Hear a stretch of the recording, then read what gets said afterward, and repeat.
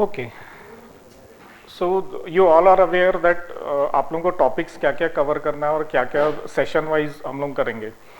Okay, should I go in English, Hindi और mix and match? Which one you prefer? Mix and match. Okay. So before this .NET, you must have learned most of the programming languages, right? Like Java, HTML, and other things, right? कौन-कौन सी languages आप लोगों की हो गई है?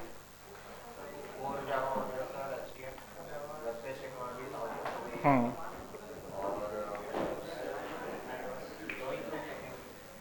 Okay. So you all are aware about the OOPS concepts, right? Okay. Can you tell me what is the definition of a class?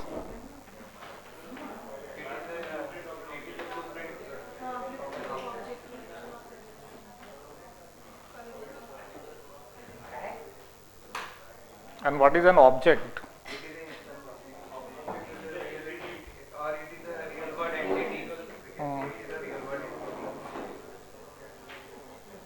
Can you give me any example of this?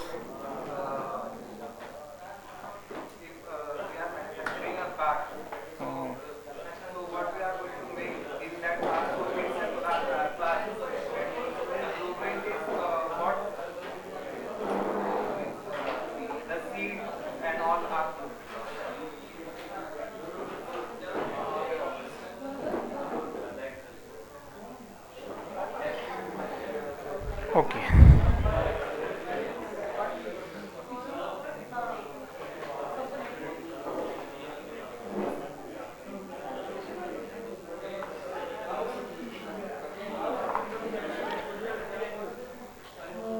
आप लोगों की बातचीत खत्म हो जाए तो बोलो, फिर स्टार्ट करते हैं.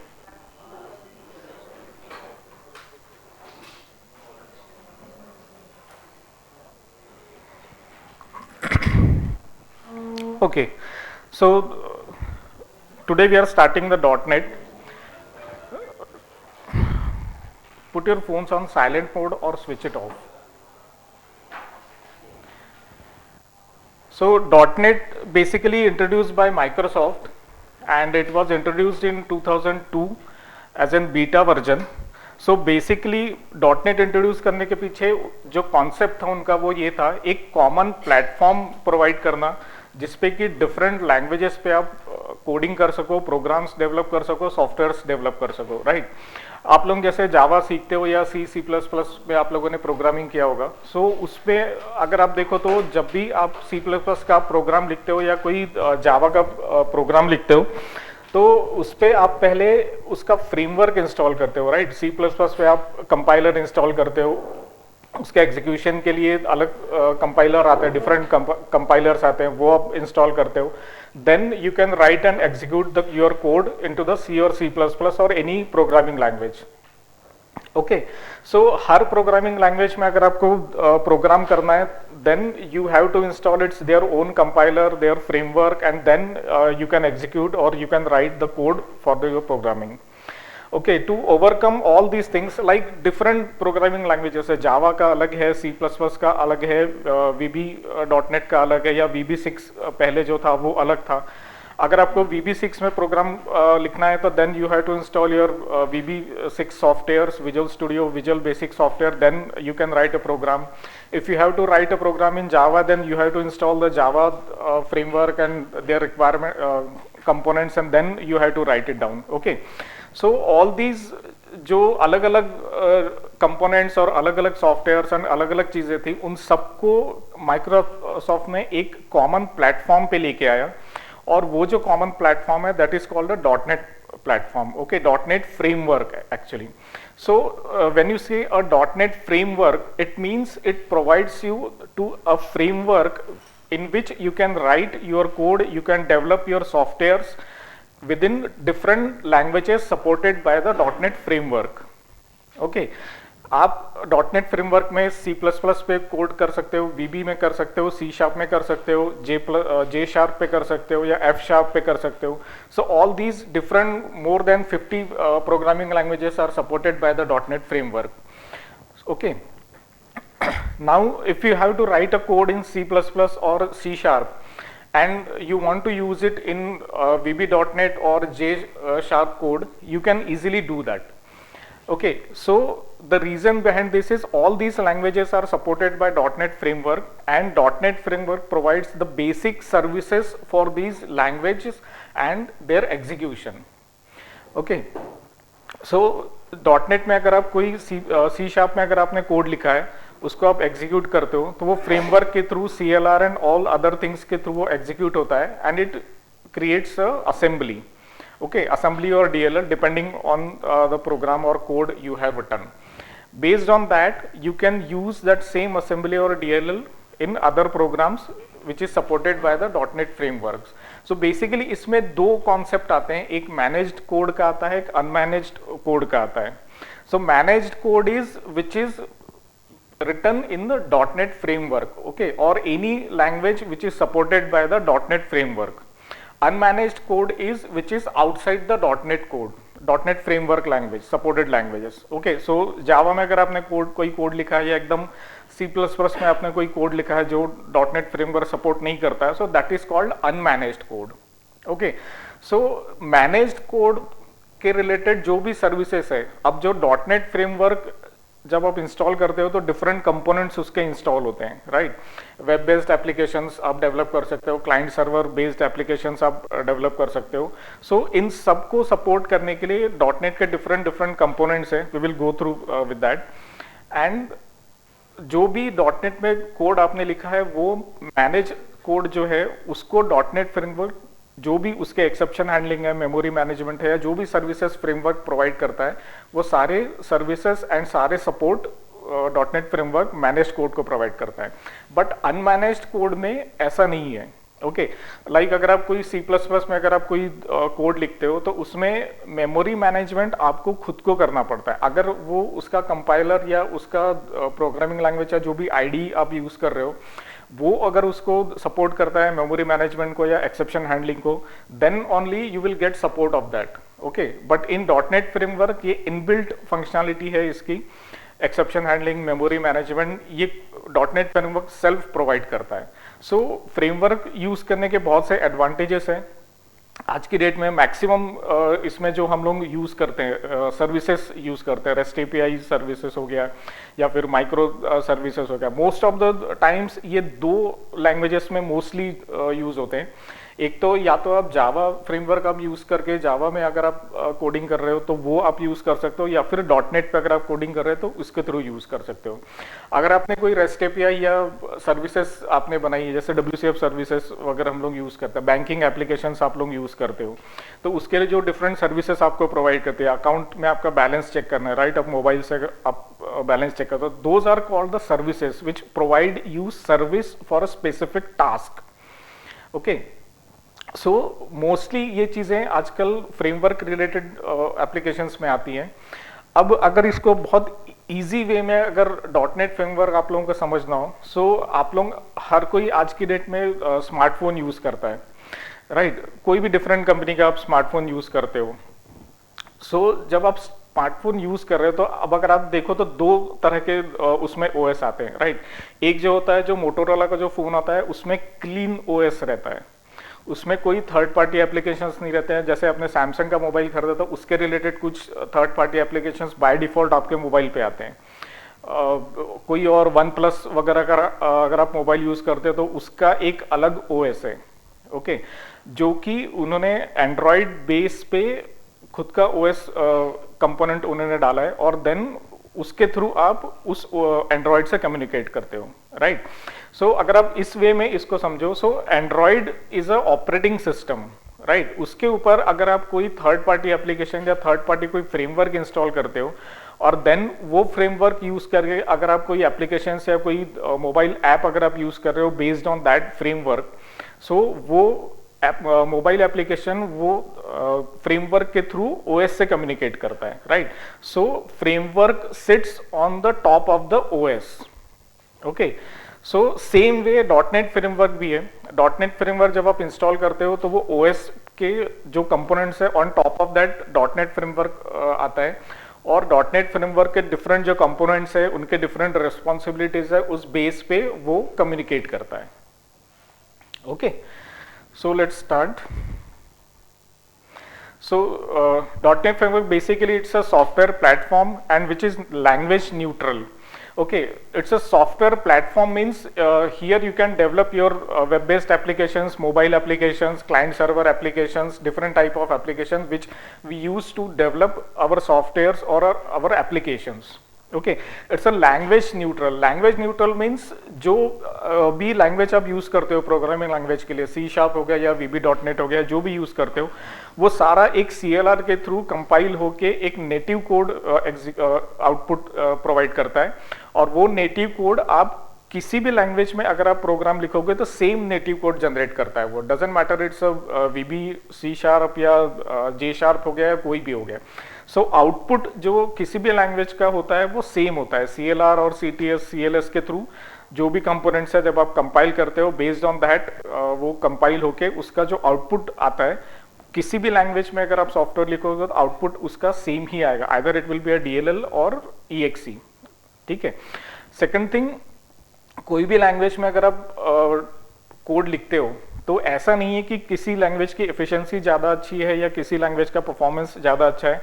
It is totally based on your code whatever you have written. ठीक है. So based on your convenience you can write your code in any of the languages supported by the .NET. Okay, so .NET is another long language, runtime and library writing and executing written by programs in any compilation language. So whichever language you are using, it will compile it and it will execute in the same way based on the .NET framework. So .NET Framework is a new framework for developing web-based and Windows-based application within the Microsoft environment. The framework offers a fundamental shift in Microsoft strategy. It moves application development from client-specific to server-centric. Okay, so initially जो programmes हम लोग लिखते थे, जब starting के अगर आप phase देखो, जब सॉफ्टवेयर डेवलपमेंट इनिशियल फेज में था, उस समय पे मोस्ट ऑफ द टाइम्स दो चीज़ें थी. या तो आप ASP में प्लेन ASP में प्रोग्राम डेवलप करते थे जो कि वेब बेस्ड एप्लीकेशन के लिए होता था. दूसरा, या फिर विंडोज फॉर्म्स में डेवलप करते थे, राइट, जो क्लाइंट सर्वर एप्लीकेशन के लिए होता था. मोस्टली क्लाइंट सर्वर या विंडोज बेस्ड जो एप्लीकेशन हम लोग यूज करते थे वो विद इन नेटवर्क यूज करने के लिए करते थे. वेब बेस्ड के लिए वो उतने यूज नहीं होते थे, क्योंकि जो भी विंडोज बेस्ड का कम्युनिकेशन होता था आइदर वो नेटवर्क के थ्रू होता था या फिर सेम सिस्टम पे अगर आपको यूज करना है तो उसके लिए हम लोग करते थे. ASP में जब हम लोगों ने स्टार्ट किया प्रोग्रामिंग इन दैट वे, जो वेब बेस्ड एप्लीकेशंस हैं उसके लिए हम लोग ASP यूज करते थे जो सर्वर स्पेसिफिक होता था. ठीक है. ASP या फिर वेब बेस्ड एप्लीकेशन या जावा के अगर आप कोई वेब बेस्ड प्रोग्राम अगर आप एग्जीक्यूट करते हो तो उसको आप सर्वर साइड एग्जीक्यूट करते हो, राइट. कोई भी अगर आप वेबसाइट अगर आप ओपन करते हो yahoo.com या google.com, right. So what it does, जब आप रिक्वेस्ट करते हो तो वो रिक्वेस्ट जाती है गूगल के सर्वर पे, वहां से उसका एड्रेस IP मैच होता है. एड्रेस मैच होने के बाद जो वेबसाइट IIS पे होस्ट होती है, IIS उसको प्रोसेस करता है, देन उसका रिस्पॉन्स आपको एज एन आउटपुट आपके ब्राउजर पे दिखता है. So these are the server centric applications, जो कि इनका एग्जीक्यूशन एंड जो भी इनका कोड है वो सर्वर पे रहता है. आपको जो आता है वो सिर्फ उनका रिस्पॉन्स आता है, जो प्रोसेस होने के बाद आपको रिस्पॉन्स आता है. Okay. So .NET Framework is designed and developed by Microsoft, and the first beta version was released in 2000. It is used to develop the applications for a web, Windows and phones. Moreover, it provides a broad range of functionalities and support. So 2000 में .NET Framework का first beta version आया था. वो बहुत ही basic version था. उसके बाद जैसे जैसे .NET फ्रेमवर्क्स इवेल्युएट होते गए, 2.0 वर्जन आया, then 3.0, 3.5, 4.0, I think now it's 4.6 और 7. सो डिफरेंट जो .NET फ्रेमवर्क के वर्जन्स आए उस पर अलग अलग इन्होंने उसको और ज़्यादा वास्ट किया, उसको और ज़्यादा डेवलप किया. इनिशियल जो वर्जन आया था उसमें जो सपोर्ट अगर आप देखोगे तो बहुत कम था, लेकिन अभी जो .NET 4.7 है उस पर आप .NET कोर में भी डेवलपमेंट कर सकते हो. देन मोबाइल फ़ोन एप्लीकेशंस जो है, माइक्रोसॉफ्ट का जो इसका OS था, माइक्रोसॉफ्ट सी था आई थिंक उसका नाम, उस पर भी आप डेवलपमेंट कर सकते हो। हालांकि वो बहुत ज़्यादा मोबाइल्स वगैरह में यूज़ नहीं होते हैं माइक्रोसॉफ्ट। इनका एक और ये है मोबाइल फ़ोन एप्लीकेशन डेवलप करने के लिए Xamarin Studio करके। So that is also integrated into the .NET framework. अगर आपको मोबाइल एप्लीकेशन डेवलप करना है तो वो Xamarin Studio यूज़ करके आप मोबाइल एप्लीकेशंस डेवलप कर सकते हो। सो ये framework is a very vast thing, जिसमें आपको डिफरेंट सपोर्ट मिलता है, डिफरेंट काइंड ऑफ एप्लीकेशंस आपको डेवलप करने हैं तो वो आप कर सकते हो। The framework contains a range number of class libraries known as framework class library. The software programs within the .NET are executed in the execution environment which is called the CLR, the Common Language Runtime. Make sure ये जो terms है ना CLR, CLS, CTS, ये आप ध्यान में रखो, उनका जो फंक्शनैलिटी है वो ध्यान में रखना। सो आपको इन फ्यूचर जब आपको कोडिंग करना है या फिर कोई सॉफ्टवेयर डेवलप करना है तो आपको ये समझ में आएगा कि CLS क्या करता है, CTS क्या करता है, CLR क्या करता है। बेस्ड ऑन इट्स फंक्शंस आपके दिमाग में वो चीज़ क्लियरली फिट रहेगी कि कौन से कंपोनेंट का काम क्या है और उसका यूज़ क्या है फ्रेमवर्क के हिसाब से। These are the core and essential part of the framework. This framework provides various services like memory management, networking, security, memory management, and type safety. So when we are talking about supporting the most of the languages or many languages into the .NET framework like C#, VB.NET or F#, these three are three different languages, right? Now, if we are supporting all these three languages, so there must be something common for these all three languages or whatever the languages supported by the .NET framework, right? So इन तीनों languages को support करने के लिए कोई common system हमको चाहिए जो तीनों लैंग्वेजेस को समझ सके और उनके रिलेटेड जो भी कमांड है उसको एग्जीक्यूट कर सके, right? So this common language runtime provides you that functionality which understands the commands or the code whichever language you are using. Based on that, this common language runtime provides the functionality and feature to understand and interpret that particular code. Okay, so अब जैसे mobile का आप देखते हो, कोई app अगर आपने install किया है, ठीक है, कोई ऐप जब आप इंस्टॉल करते हो तो गूगल प्ले स्टोर से या कहीं से भी आप ऐप इंस्टॉल करते हो, वो जो मोबाइल कंपनी का आपने फ़ोन लिया है उस पे बेस पे वो ऐप इंस्टॉल होता है, right? On top of that वो ऐप इंस्टॉल होता है और वो ऐप जब आप यूज़ करते हो तो वो फ्रेमवर्क के थ्रू ओएस से कम्युनिकेट करता है, राइट? सो ऐप जो यूज़ कर रहे हो आप वो कम्युनिकेट करता है उस मोबाइल फ़ोन के फ्रेमवर्क से, then framework communicates with Android OS and based on that आपका जो भी ऐप फंक्शन करता है अकॉर्डिंगली फंक्शन करता है, राइट? अब जैसे कोई मोबाइल ऐप डेवलप करते हैं तो दो इसके लिए मोस्टली करते हैं, या तो एंड्रॉयड के लिए होता है या iOS के लिए होता है।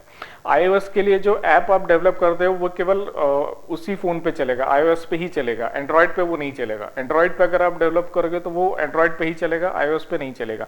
But if you want to support both these languages और both these developments, you must have something common which is understood by both these languages and both these should understand the syntax of these two different languages, right?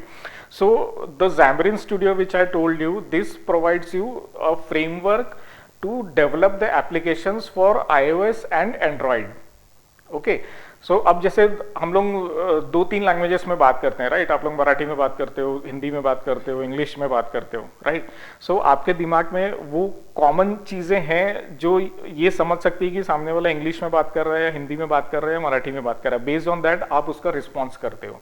अगर वो हिंदी में बात कर रहे हो तो आप हिंदी में करते हो, या मराठी में बात कर रहे हो तो मराठी में करते हो, राइट? सो ये जो कॉमन फ्रेमवर्क है लैंग्वेज अंडरस्टैंड करने के लिए, उसके सिंटैक्स अंडरस्टैंड करने के लिए, एग्जीक्यूशन के लिए, that is used as a common language run time.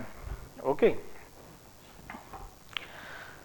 .NET framework consists of developer tools, programming languages and libraries to build desktop and web applications. It is also used to build websites, web services and games. So framework के जो supported languages हैं या जो भी framework support करता है उसमें आप web based applications, web services, WCF services, develop कर सकते हो। एंड्रॉयड के लिए आप गेम्स वगैरह या विंडोज़ बेस्ड आपको गेम्स डेवलप करना है तो वो भी आप everything you can use it. The Microsoft .NET framework can be used to create both form-based and web-based applications. Web services can also be developed using the .NET framework.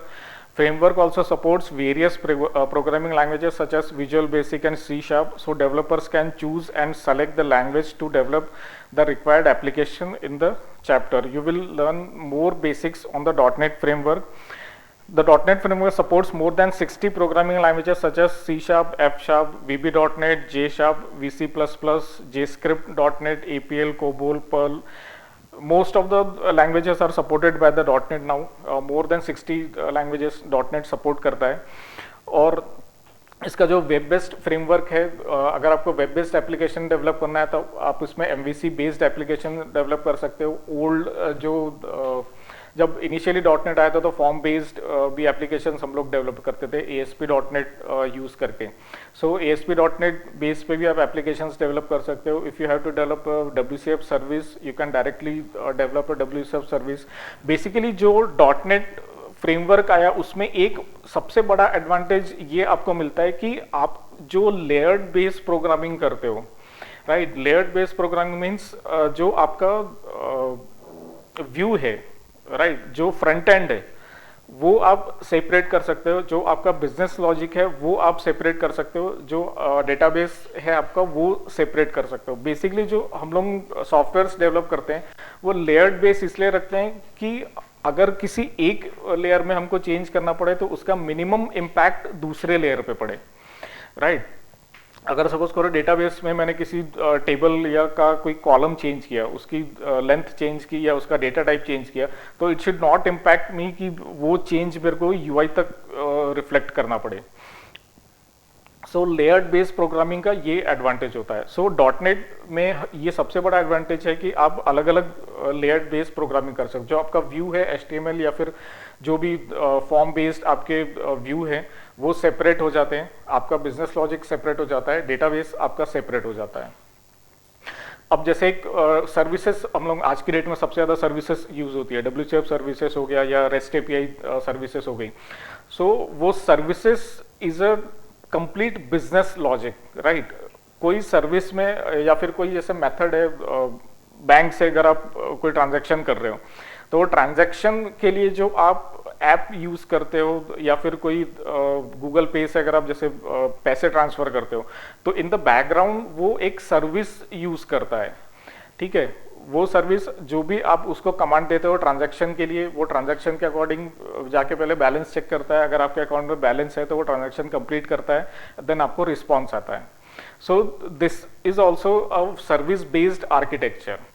सो आज की date में maximum जो software develop करते हैं वो service oriented software होते हैं, maximum service based रहता है। Service is a kind of application which provides you और which facilitates you a certain task complete करने के लिए आपको जो फीचर देता है, ठीक है। .NET कोर अगर आप देखो तो वो टोटली बैकएंड डेवलपमेंट के लिए है, उस पर आप REST API डेवलप कर सकते हो या फिर माइक्रो सर्विसेज आप डेवलप कर सकते हो। That is completely different your business logic. UI side पे आप जो भी रखो, आइदर एंगुलर यूज करो या फिर फॉर्म बेस्ड करो या फिर जावा का कोई UI यूज करो, आपको सिर्फ वो सर्विस को कॉल देना है और बेस्ड ऑन दैट आपका एग्जीक्यूशन होता है।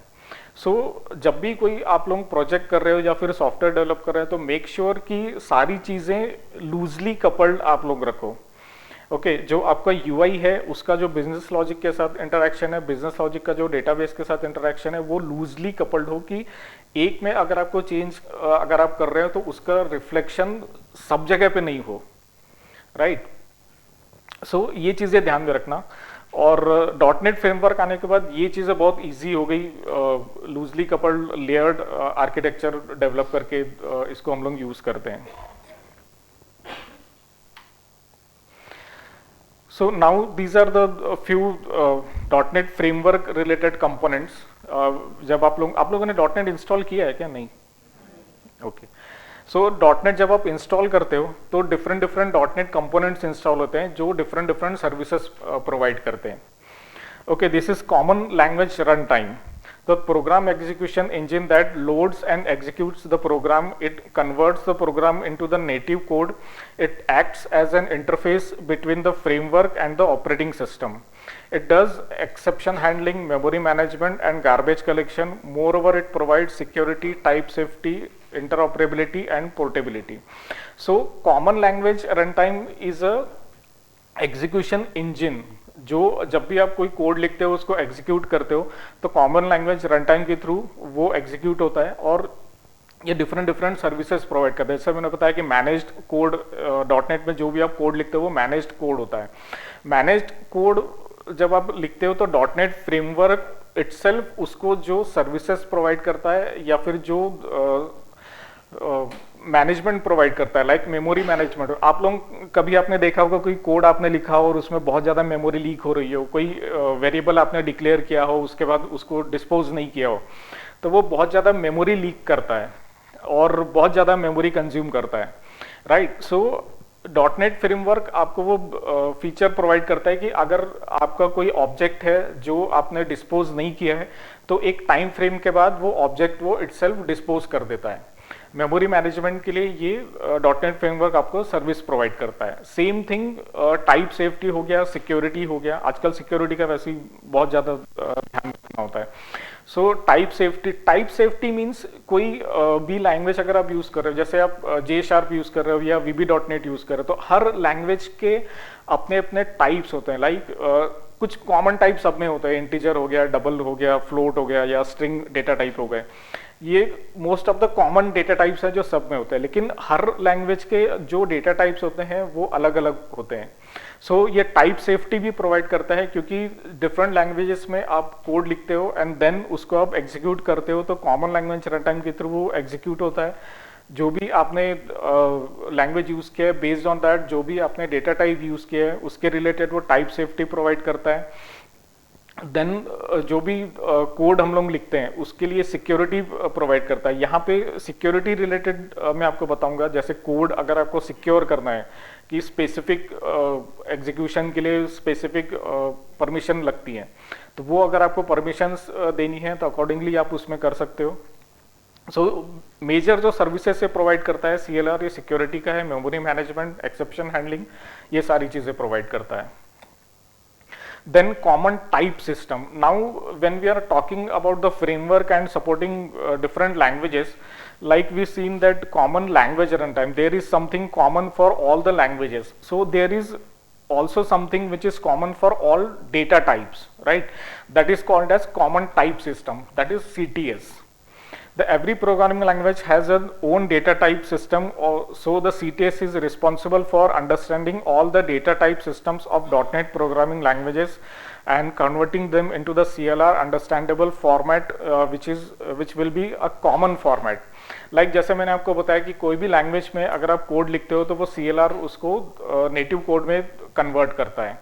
सेम जो CTS है उसका काम यह है कि जो भी आपने लैंग्वेज में कोड लिखा है उसके जो भी डेटा टाइप्स है उसको वो CLR अंडरस्टैंडेबल लैंग्वेज में कन्वर्ट करता है. Okay. So .NET framework supports many programming languages such as C#, VB.NET, J#, etc. Every programming languages has its own data type. One programming language data type cannot be understood by the other programming languages, but there can be situations where we need to communicate between the two different programming languages. For example, we need to write code into the VB.NET language and that code may be called from the C# language. In order to ensure smooth communication between these two languages, the most important thing is that they should have a common type system which ensures that data types defined in two different languages get compiled to a common data type, right? Now हम लोग जैसे बात कर रहे हैं, like मैं आपको पढ़ा रहा हूँ, मिक्स एंड मैच में पढ़ा रहा हूँ, लाइक ठीक है, कुछ शब्द मैं इंग्लिश के यूज़ कर रहा हूँ, कुछ शब्द मैं हिंदी के यूज़ कर रहा हूँ, ठीक है. लेकिन जब आप इसको सुन रहे हो, जब आप इसको समझ रहे हो, तो आप दोनों चीज़ें अंडरस्टैंड कर रहे हो, राइट? इंग्लिश भी और हिंदी भी. So there is something common which is जो मैं कह रहा हूँ और जो आप समझ रहे हो, कहीं ना कहीं एक कॉमन बेस है जिस बेस पे आप वो समझ पा रहे हो, right? I am talking in English, you are talking in Hindi, then also we can communicate, right? Why? Because I also understand Hindi, you also understand English, right, क्योंकि दोनों के लिए जो अंडरस्टैंडिंग है वो कहीं ना कहीं पे एक कॉमन बेस पे है जो दोनों को समझ में आती है, राइट। मैं अगर तेलुगु में बात करता हूँ, आप तमिल समझते हो, तो हम कम्युनिकेट नहीं कर सकते क्योंकि उसका बेस कहीं पे भी नहीं है। आप जो बोल रहे हो वो मैं कन्वर्ट नहीं कर सकता, मैं जो बोल रहा हूँ वो आप कन्वर्ट नहीं कर सकते, राइट। सेम इस पे CTS काम करता है। डिफरेंट जो लैंग्वेजेस हैं उसमें जब हम प्रोग्राम डेवलप करते हैं, सो VB.NET में हो या C# में हो, जो भी प्रोग्राम हम लोग डेवलप कर रहे हैं वो उनके जो भी डेटा टाइप्स हम लोग यूज कर रहे हैं, जो भी टाइप्स हम लोग यूज कर रहे हैं, उसको समझने के लिए एक कॉमन प्लेटफॉर्म है, that is called CTS, which understands all the data types we are using in .NET framework, whatever language we are using supported by the .NET, ठीक है। सो ये CTS का मेन फंक्शन यही है कि जो भी लैंग्वेजेस में आपने कोड लिखा है उसके जो भी डेटा टाइप है वो एक common CLR understandable data type में वो कन्वर्ट करता है और आगे प्रोसेस करता है, ठीक है।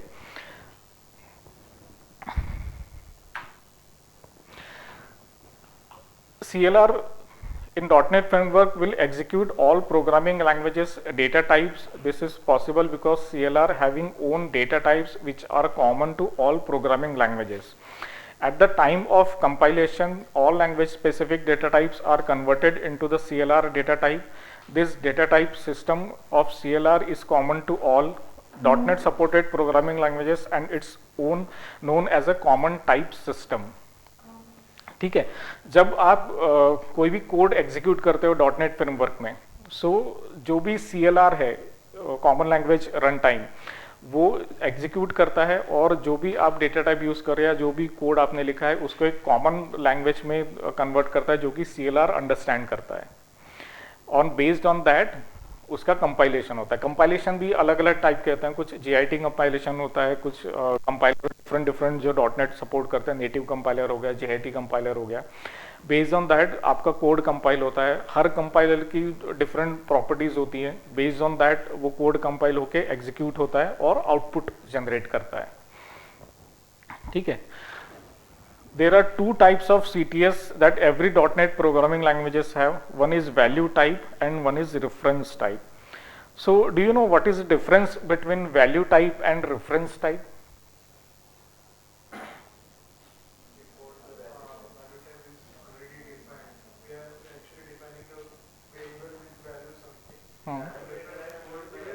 एक मिनट, एक जन बोलो।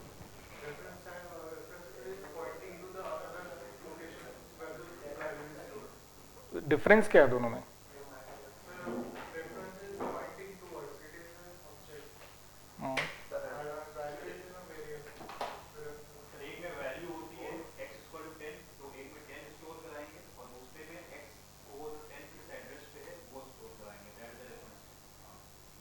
Okay,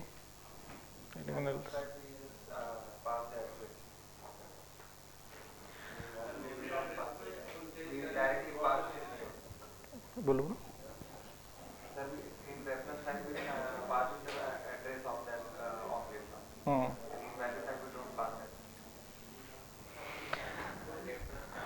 okay, so value type और रेफरेंस टाइप में डिफरेंस ये होता है कि अगर आप जैसे कोई मेथड आप यूज कर रहे हो, ठीक है, सपोज एडिशन का कोई मेथड आपने यूज किया, उसमें दो पैरामीटर आपने पास किए A एंड B।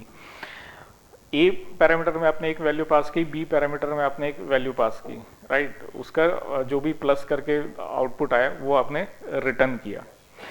सो जो वैल्यू आप पास कर रहे हो, ठीक है, वो सिर्फ एज एन वैल्यू पास होता है। वो स्टोर किस पे होता है? हीप पे स्टोर होता है, स्टैक पे स्टोर होता है? स्टैक पे स्टोर होता है।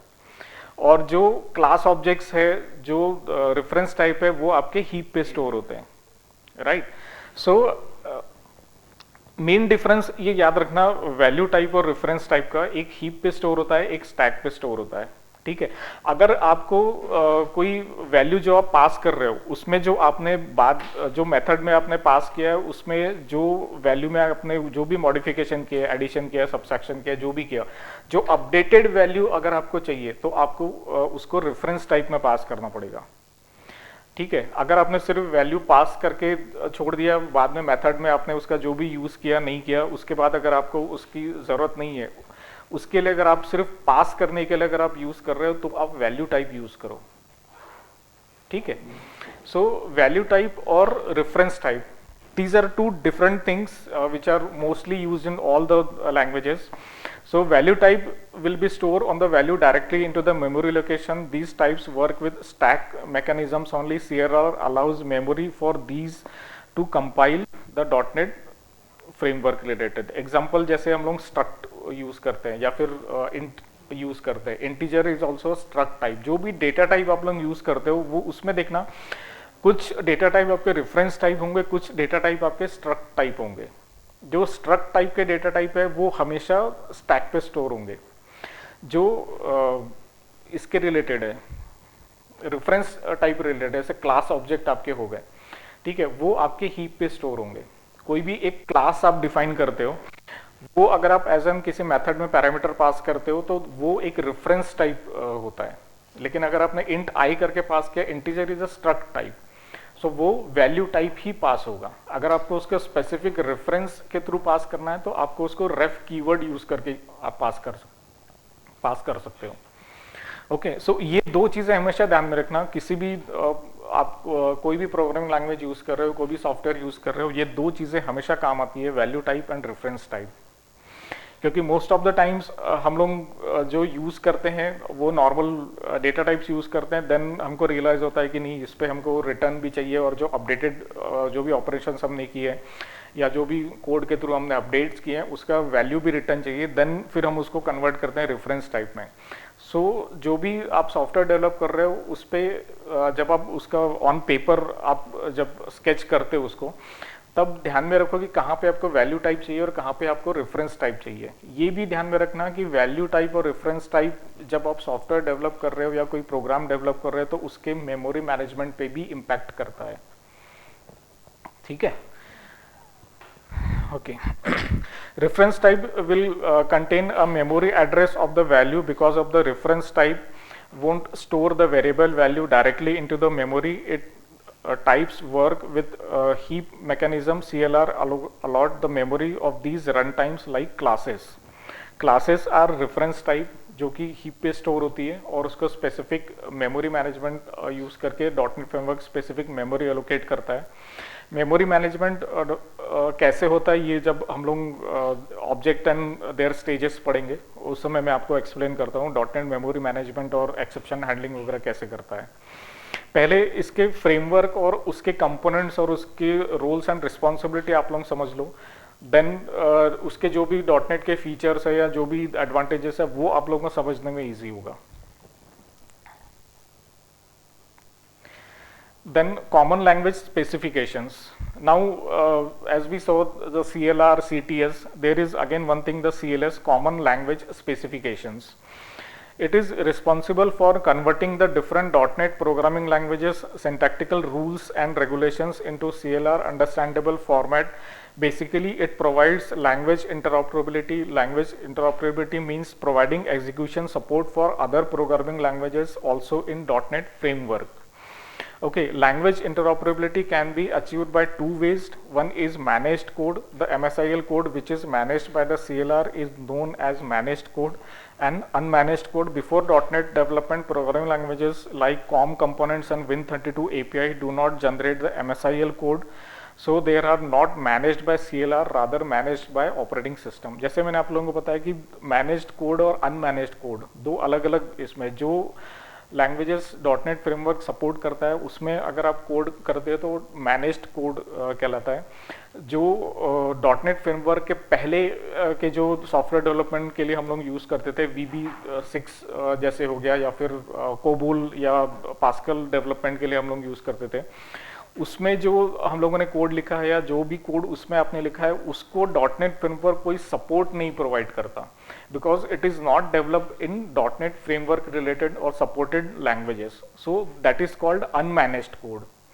ठीक है, कई एप्लीकेशंस ऐसे होते हैं जो कि लीगेसी एप्लीकेशंस होते हैं जो बहुत ओल्ड इसमें डेवलप किए हुए होते हैं, जैसे ओल्ड VB6 में कोई एप्लीकेशन डेवलप किया हुआ है या फिर कोई ऐसा एप्लीकेशन है जो C++ में डेवलप किया हुआ है, लेकिन वो प्रॉपरली वर्क हो रहा है। और अभी अगर आप देखो तो C++ या VB6 अभी कोई यूज नहीं करता है, बट वो जो लीगेसी कोड है उसके साथ अगर आपको कम्युनिकेट करना है, अब जैसे कोई नया एप्लीकेशन आप डेवलप कर रहे हो या कोई एप्लीकेशन का नया वर्जन आप लोग यूज कर रहे हो, मोबाइल्स के जैसे डिफरेंट ओएस के वर्जन आते हैं, एंड्रॉयड का 12 है अभी, उसके पहले 9, 10 या जो भी था।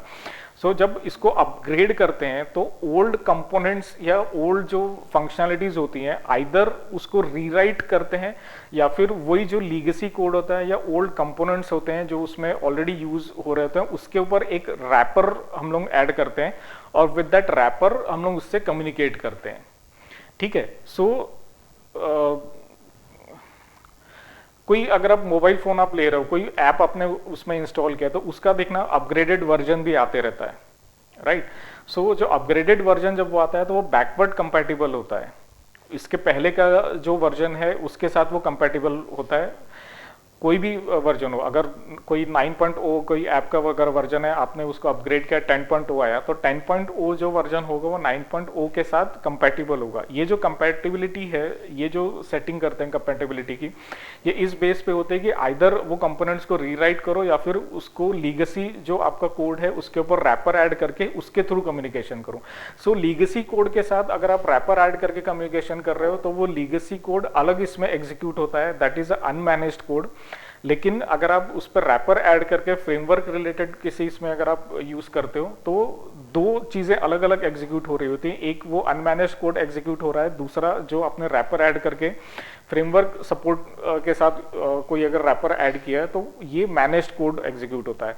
सो मैनेज्ड कोड जब एग्जीक्यूट होगा तो डॉटनेट फ्रेमवर्क उसके रिलेटेड सारी सर्विसेज प्रोवाइड करेगा, लेकिन जो अनमैनेज्ड कोड है उस पर वो कोई सर्विसेज प्रोवाइड नहीं करेगा। उसमें अगर मेमोरी लीक हो रही है या फिर एक्सेप्शन हैंडलिंग अगर प्रॉपर नहीं है तो वो उसको डॉटनेट फ्रेमवर्क सपोर्ट नहीं करता है। ठीक है, सो ये मैनेज्ड एंड अनमैनेज्ड कोड ध्यान में रखो, बहुत सिंपल है। डॉटनेट फ्रेमवर्क में जो डेवलप किया है that is managed code, which is outside .NET framework that is unmanaged code. Okay.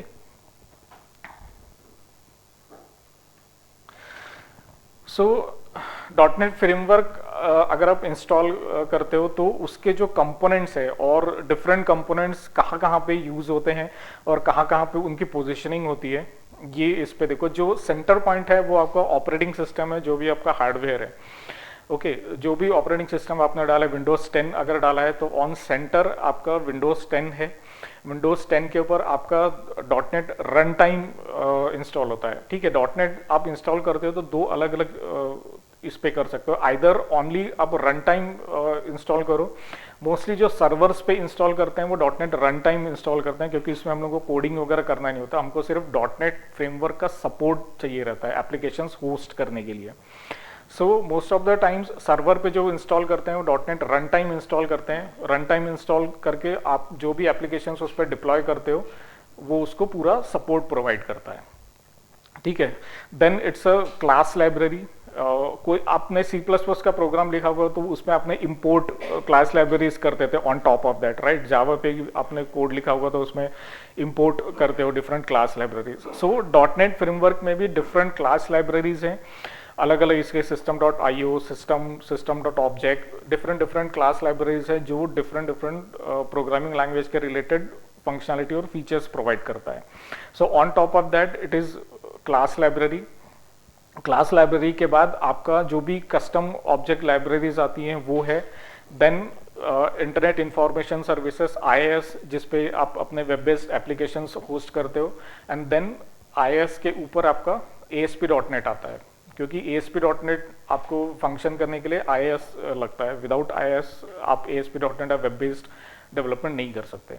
सो ये बेसिक इनका जो कंपोनेंट्स है और उनकी पोजीशनिंग है, कहाँ पे कौन से कंपोनेंट का यूज है, ये इसका एक आर्किटेक्चर का नॉर्मल डायग्राम है। अनमैनेज्ड एप्लीकेशंस डॉटनेट फ्रेमवर्क से टोटली डिफरेंट होते हैं, उसका डॉटनेट फ्रेमवर्क से कोई रिलेशन नहीं होता है। सो अगर आप देखो तो अनमैनेज्ड एप्लीकेशंस जो है ये इधर अगर आप देखो तो फ्रेमवर्क रिलेटेड यहाँ पे कुछ भी नहीं है। मेन ये जो आपका पोर्शन है ये सारा मैनेज्ड एप्लीकेशंस का है, जो डॉटनेट फ्रेमवर्क के कंपोनेंट्स आते हैं और उसके रिलेटेड जो भी आपको सर्विसेज प्रोवाइड करता है वो यहाँ मैनेज्ड कोड में आता है। ओके, सो अगर इस पे आप देखो तो dot net application, dot net framework and operating system and hardware. So on top of this operating system ये डॉटनेट फ्रेमवर्क आता है। डॉटनेट फ्रेमवर्क के ऊपर डॉटनेट एप्लीकेशंस जो आईडी आप लोग यूज करते हो, ठीक है, डॉटनेट एप्लीकेशंस डेवलप करने के लिए विजुअल स्टूडियो जो आप यूज करते हो,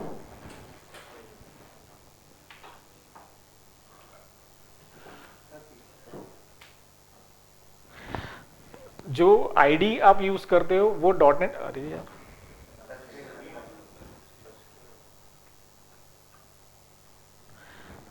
सो डॉटनेट एप्लीकेशन जो आप यूज करते हो, जो भी आईडी आप यूज करोगे वो यूज करके जब आप कोई भी एप्लीकेशन डेवलप करोगे तो डॉटनेट एप्लीकेशन इस लेयर पे आएगा।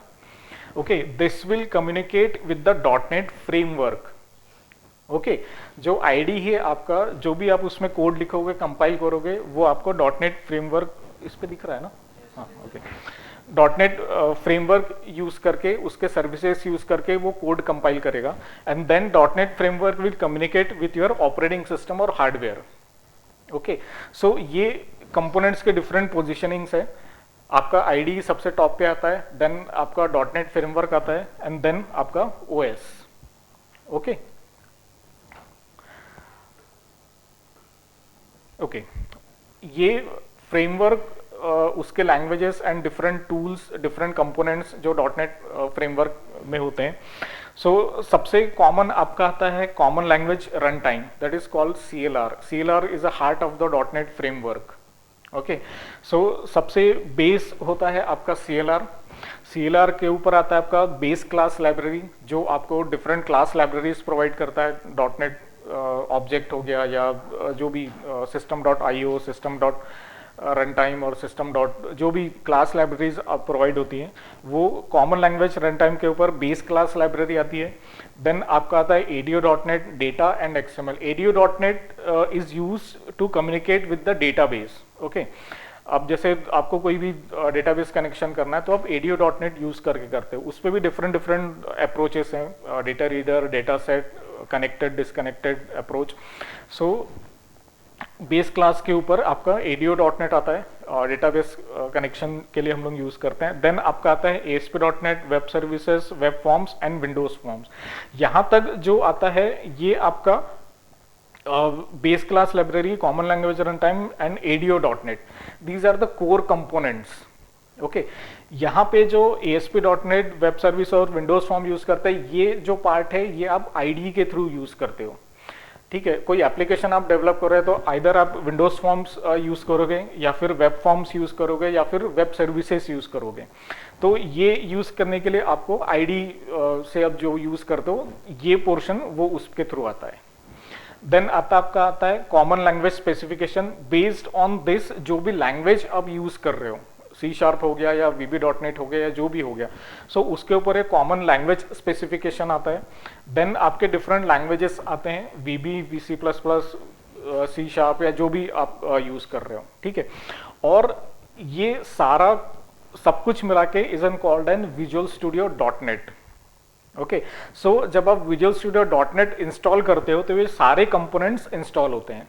ये पूरा पैकेज जो आपका होता है विजुअल स्टूडियो .NET करके आता है। सो जब आप डाउनलोड करोगे और इंस्टॉल करोगे विजुअल स्टूडियो .NET तो सारी चीज़ें इंस्टॉल होंगी और इनकी जो पोजीशनिंग होंगी वो इस तरह से होगी। बेस में आपका CLR रहेगा, then base class library, then ADO.NET, then आपके विन फॉर्म्स एंड जो भी आईडी रिलेटेड कंपोनेंट्स है वो, देन आपके डिफरेंट लैंग्वेजेस। ओके, यहाँ तक क्लियर है? कुछ डाउट्स?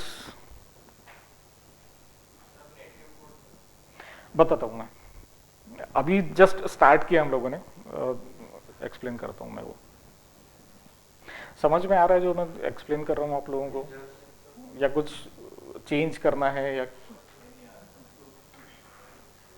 क्लियर है? हाँ, डिफरेंस इतना ही है, मैनेज कोड मीन्स जो आपने विजुअल स्टूडियो में डेवलप किया है, राइट कोई भी प्रोग्राम है जो आप विजुअल स्टूडियो यूज करके या फिर डॉट नेट फ्रेमवर्क यूज करके अगर आप डेवलप कर रहे हो, that is called as a manage code. Manage code इसलिए बोलते हैं क्योंकि फ्रेमवर्क वो कोड मैनेजमेंट रिलेटेड सर्विसेज आपको प्रोवाइड करता है।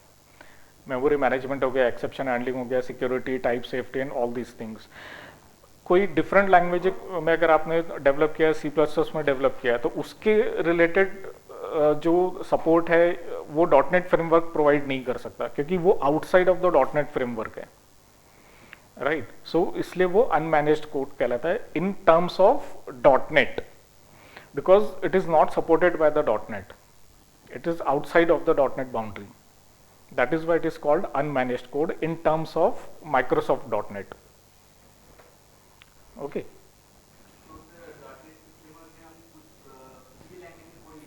हाँ, राइट। फ्रेमवर्क सपोर्टेड किसी भी लैंग्वेज में अगर आप कोड लिखते हो तो वो मैनेज्ड कोड है, क्योंकि उसको code management related, execution related सारी सर्विसेज, आपको सारे features dot net framework provide करता है। That's why in terms of .NET framework, it is a managed code, because .NET framework can manage that code, right?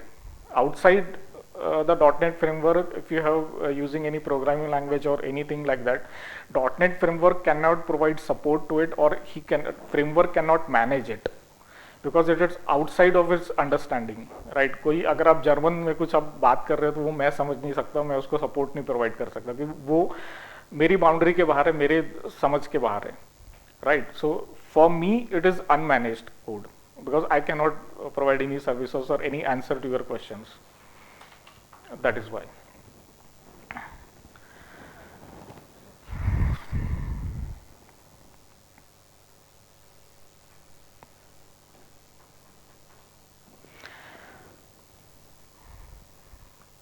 Intermediate language. So there are two things, MSIL, Microsoft Intermediate Language. Okay, जो भी .NET हम लोग use करते हैं उसके different जैसे components हैं, CTS हो गया, हाँ, common type system. So common type system is basically जो डेटा टाइप्स हम लोग यूज करते हैं, राइट। आप लोग ने जैसे जावा यूज किया है, राइट। जावा में डिफरेंट डेटा टाइप्स आप लोग यूज करते हो, स्ट्रिंग हो गया, इंटीजर हो गया, जो भी। अगर वही डेटा टाइप अगर आपको किसी दूसरे लैंग्वेज में यूज करना है, ठीक है, तो उसका कुछ कॉमन रहेंगे, कुछ जो रहेंगे जो स्पेसिफिक टू लैंग्वेज रहते हैं, राइट। अब जावा में अगर आप यूज कर रहे हो तो उसमें एक डेटा टाइप होता है जैसे स्ट्रिंग होता है या इंटीजर होता है, राइट। कुछ स्पेसिफिक डेटा टाइप हैं जो स्पेसिफिक टू जावा है, वो डॉटनेट में नहीं है, राइट। डॉटनेट में जो डेटा टाइप्स है वो कुछ हैं जो कॉमन है, जो सी शार्प में भी आपको मिलेंगे, वीबी डॉटनेट में भी मिलेंगे, बट कुछ हैं जो स्पेसिफिक टू दैट लैंग्वेज है, राइट। नाउ इफ आई से I support 60+ languages, right. So 60+ languages को सपोर्ट करने के लिए मुझे कुछ कॉमन टाइप ऐसे लगेंगे जो हर लैंग्वेज के स्पेसिफिक डेटा टाइप को भी समझ सके और कॉमन डेटा टाइप को भी समझ सके, राइट। सो ये जो कॉमन रेफरेंस के लिए या फिर जो कॉमन बेस जो प्रोवाइड करता है, that is provides by CTS, common type system. जो लैंग्वेज स्पेसिफिक आपके डेटा टाइप है वो प्लस जो कॉमन डेटा टाइप है उन सबको अंडरस्टैंड करके उसको CLR अंडरस्टैंडेबल डेटा टाइप में कन्वर्ट करता है। यस, हाँ, राइट। जावा के अपने अलग आपके कंपाइलर होते हैं, वैसे डॉटनेट के भी अलग अलग कंपाइलर्स हैं। सो जो भी कंपाइलर आप यूज कर रहे हो बाय डिफॉल्ट JIT कंपाइलेशन भी होता है और नेटिव कोड कंपाइलेशन भी होता है। सो दोनों में थोड़ा सा डिफरेंस है, वो जब मैं कंपाइलर आप लोगों को बताऊंगा तब बताता हूँ मैं। सो बेस्ड ऑन दैट अकॉर्डिंगली वो सपोर्ट पर कंपाइलर आप कोई भी यूज करो, लेकिन फ्रेमवर्क की जो सर्विसेज है या फ्रेमवर्क के जो फीचर्स है वो सारे लैंग्वेज के लिए सेम होते हैं। किसी भी लैंग्वेज में आप डेवलप करो, वो जो भी डेटा टाइप आपने उसमें यूज किए हैं उसको वो कॉमन टाइप में कन्वर्ट करता है, कॉमन टाइप में फिर वो CLR अंडरस्टैंडेबल में कन्वर्ट करता है। ओके,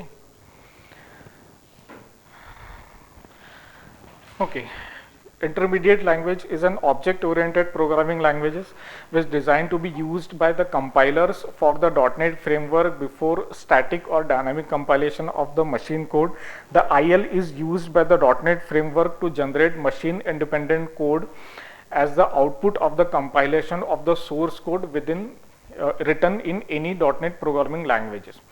ठीक है, एक चीज़ आपने देखी होगी कि अगर सपोज करो आप जावा आपने इंस्टॉल किया या C++ आपने इंस्टॉल किया है, उसमें अगर आपने कोई कोड आपने लिखा और उसको कंपाइल किया, उसकी जो EXE जनरेट होती है वो अगर आप किसी दूसरे सिस्टम पे अगर आप एग्जीक्यूट करते हो, उस पर अगर वो कंपाइलर इंस्टॉल्ड है, वो फ्रेमवर्क अगर इंस्टॉल है, तो वहाँ पे वो आप उसको एग्जीक्यूट कर सकते हो, राइट। सो ये सिस्टम इंडिपेंडेंट आउटपुट है, राइट।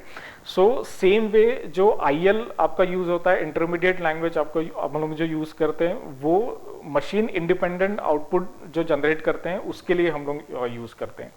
सो फ्रेमवर्क में भी जब आप कुछ कंपाइल करते हो, कुछ आउटपुट जनरेट करते हो, तो वो मशीन इंडिपेंडेंट होता है। मोस्टली जब हम लोग डेवलपमेंट करते हैं तो हम लोग के लोकल सिस्टम पे करते हैं, जब डिप्लॉयमेंट करते हैं तो सर्वर पे करते हैं। सो सर्वर पे भी सेम .NET फ्रेमवर्क होता है जो हम लोगों ने अपने लोकल सिस्टम पे इंस्टॉल किया हुआ है, and based on that it's a machine independent and we can execute the output on the server as well. Okay, so it's a stack based assembly language that gets converted into the byte code during the execution of a virtual machine. It is defined by the common language infrastructure CLI specification. As IL is used for automatic generation of compiled code, there is no need to learn this syntax. Okay, IL is just a language जो .NET framework use करता है। ये IL मतलब ऐसे सीखने वाली कोई language नहीं है। It is used by the .NET framework just to generate the output and CLR understandable outputs.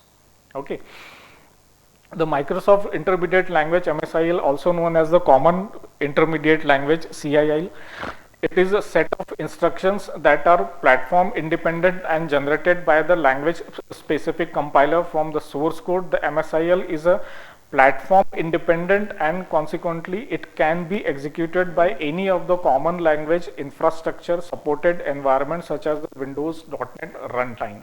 Okay, so जो भी आप लोग एप्लीकेशन डेवलप कर रहे हो, MSIL यूज करके उसको जो आउटपुट जनरेट करता है वो लैंग्वेज इंडिपेंडेंट होता है, और जो भी सिस्टम पे .NET फ्रेमवर्क इंस्टॉल है वहाँ पे आप उसको एग्जीक्यूट कर सकते हो। मोस्टली ये जो यूज होता है .NET रन टाइम के लिए हम लोग यूज करते हैं। जब भी डिप्लॉयमेंट हम लोग करते हैं तो उस पर .NET रन टाइम सिर्फ इंस्टॉल करते हैं। वहाँ पे रन टाइम इंस्टॉल करने के बाद जो भी आपके सॉफ्टवेयर है या जो भी आपके एप्लीकेशन है उसको .NET फ्रेमवर्क रिलेटेड जो भी सपोर्ट है वो IL प्रोवाइड करता है। Okay, the MSIL is converted into the particular computer environment specific machine code by JIT compiler. So one of the compiler which .NET uses is a JIT compiler. It's a just-in-time compiler. This is done before the MSIL can be executed. Also, the MSIL is converted into the machine code as a requirement basis. That is, the JIT compiler compiles the MSIL as required rather than whole of it. So JIT compilation का एक advantage ये है कि जो भी code आप execute करते हो वो सारा का सारा एक साथ वो कंपाइल नहीं करता है, एज एंड व्हेन रिक्वायर्ड वो कंपाइल करता है और आपको सर्विसेज प्रोवाइड करता है। अगर कोई बड़ी एप्लीकेशन है या फिर कोई बड़ा सॉफ्टवेयर है, उसको अगर आप कंपाइल करो तो उसको कंपाइल करने में बहुत टाइम लगता है, उसके बाद उसका आउटपुट जनरेट होता है। Once the output is generated, वो आउटपुट आप कभी भी यूज कर सकते हो। एग्जीक्यूशन के लिए अगर आप उसको यूज करते हो तो वो आपको फास्ट सर्विसेज प्रोवाइड करता है। लेकिन कोई ऐसी एप्लीकेशन है जब आप उस पर कोई आप रिक्वेस्ट कर रहे हो, आपको रिस्पॉन्स आ रहा है, उसके लिए अगर वो उसको कंपाइल करता है देन आपको आउटपुट प्रोवाइड करता है, तब उस पर आपको टाइम लगता है। ठीक है, कुछ कंपोनेंट्स ऐसे होते हैं जो फ्रिक्वेंटली यूज होते हैं, राइट। जैसे रैम में हम लोगों के एप्लीकेशन स्टोर होते हैं, जो फ्रिक्वेंटली आप एप्लीकेशंस यूज करते हो वो रैम पे होता है, स्टोर होता है। क्यों? क्योंकि आप उसको फ्रिक्वेंटली एक्सेस कर सको। सेम वे में JIT कंपाइलेशन भी काम करता है। जब आपको एज एंड व्हेन जो कंपोनेंट आपको जरूरी है उसका कंपाइलेशन वो करता है, देन आपको वो सर्व करता है। Okay, Execution process is common language runtime, the execution process that includes the creation of the MSIL and conversion of the MSIL into machine code done by the JIT compiler. So जो भी code आप execute करते हो वो JIT compilation के through native code में convert होता है MSIL के through and then output generate होता है. सो डिफरेंट कंपाइलर्स हैं, आगे मैं आपको बताता हूँ कौन कौन से है वो.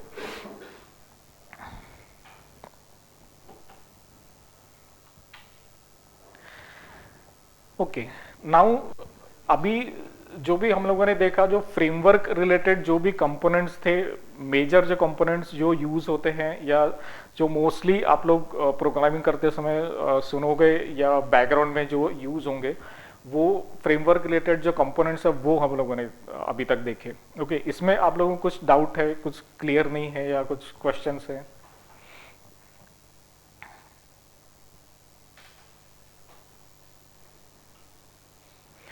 फ्रेमवर्क एज एन फ्रेमवर्क क्या है वो समझ में आया? रिस्पॉन्स करो बस, यस और no. Yes, okay.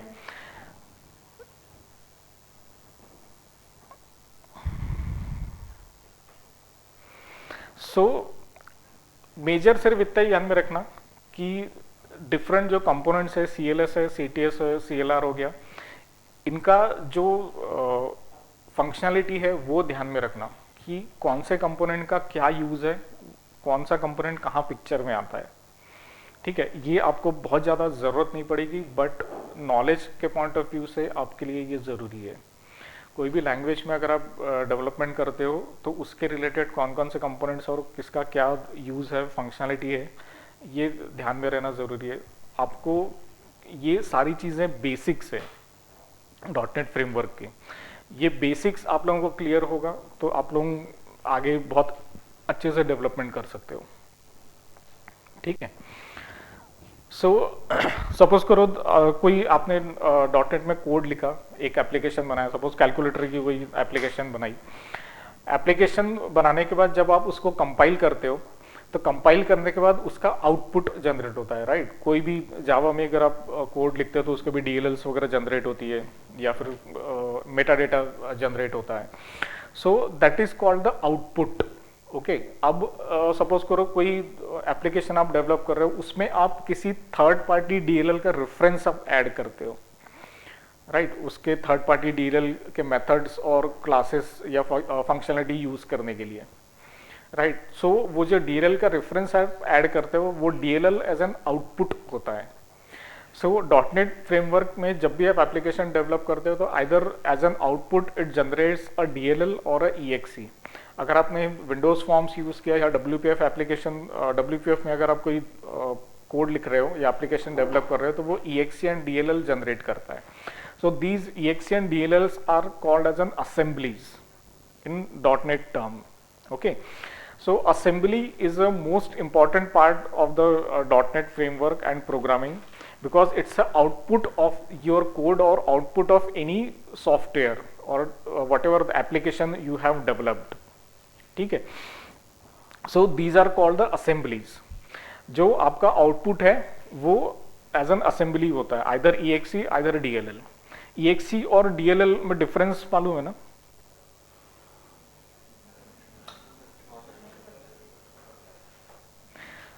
EXE self executable होती है, राइट? अब जैसे MS ऑफिस आप लोग इंस्टॉल करते हो तो वो EXE से इंस्टॉल करते हो, राइट?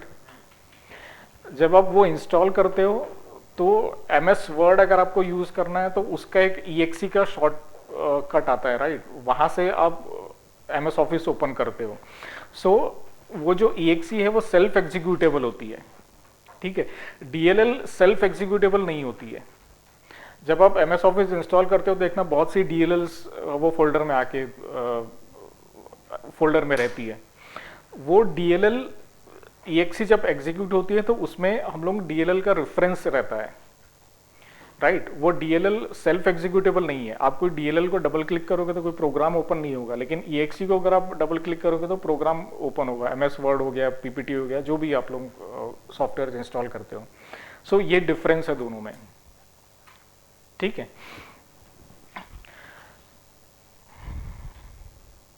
ये कंटिन्यू करना है या कल करना है? आगे का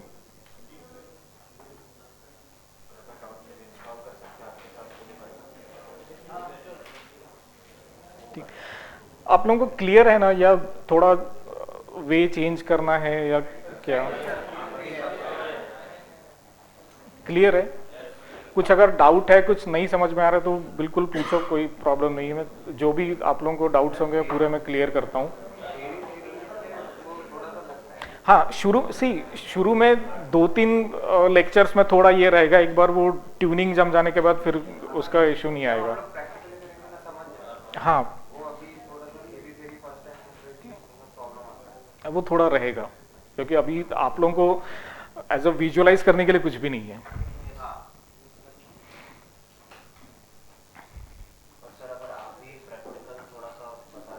हाँ, मैं रहूँगा ना, मैं रहूँगा।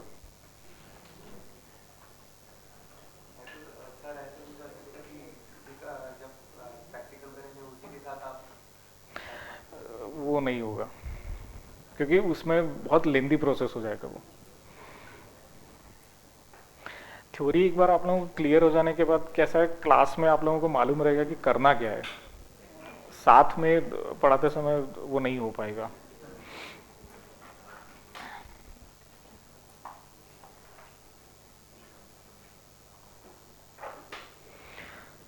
ओके, सो आज यहाँ स्टॉप करते हैं। कल 9:30 पे शार्प स्टार्ट करते हैं, और मेक श्योर कि आप लोग 9:30 को आ जाओ, क्योंकि जितना डिले करोगे उतना डिले होगा वो। ठीक है?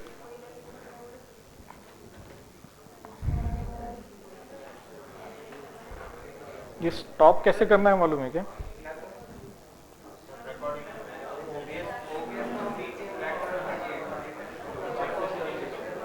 ये क्या